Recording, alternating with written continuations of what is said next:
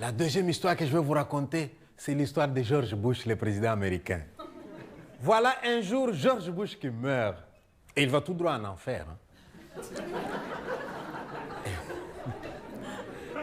Et dès qu'il arrive en enfer, il est accueilli par Satan. Et George Bush qui voit Satan, il lui demande où est Ben Laden.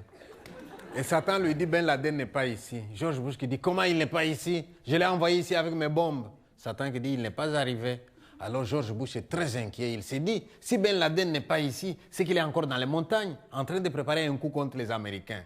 Alors il dit à Satan, Satan, laisse-moi donner un coup de fil. Satan qui dit non, hein, ceux qui sont ici ne téléphonent plus là-bas. S'il te plaît, Satan, sois gentil. Hein. Juste une minute, s'il te plaît. Il faut que je dise aux Américains, ils doivent être vigilants. Tu vois bien que Ben Laden n'est pas ici. Satan qui lui dit, vas-y, mais sois bref. Et il prend le téléphone et il appelle les Américains. Il leur dit, Ben Laden n'est pas ici, soyez vigilants là-bas.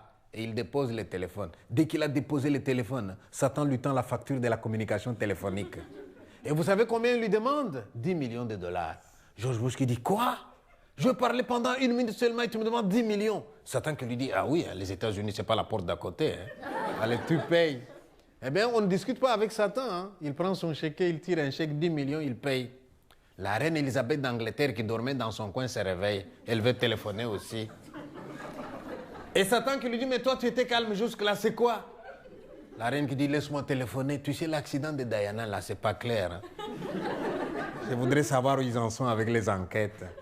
Elle prend le téléphone, elle aussi. Elle parle pendant 2 minutes. Dès qu'elle a fini, facture 10 millions de livres sterling. Mais Satan, t'es pas gentil, hein? Satan qui dit, je n'ai jamais été gentil, moi. Allez, tu payes. Elle prend son chèque, elle tire un chèque, elle paye. Il y a un troisième, un dernier qui va appeler. Et le troisième, vous savez comment il s'appelle? Mobutu, l'ancien dictateur du Congo.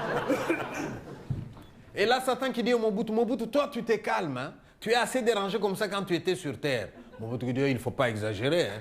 J'ai dérangé quand j'étais sur Terre. Allez voir maintenant après moi, tiens. Eh bien, il prend le téléphone. Mais pauvre Mobutu, au lieu de faire comme les autres qui ont parlé pendant 2 minutes, Mobutu parle pendant 1 heure tellement il y avait des problèmes au Congo. Et dès qu'il a fini, hein, Satan lui donne la facture de la communication téléphonique. Et vous savez combien il lui demande? 3 dollars seulement. Alors là, George Bush se met en colère. Satan, on sait bien que tu es injuste de nature, mais pas à ce point. Nous deux, on a parlé pendant quelques minutes. Tu nous demandes des millions. Et Mobutu parle pendant 1 heure. Tu ne lui demandes que 3 dollars. Et Satan qui regarde, qui lui répond. Ça vous étonne?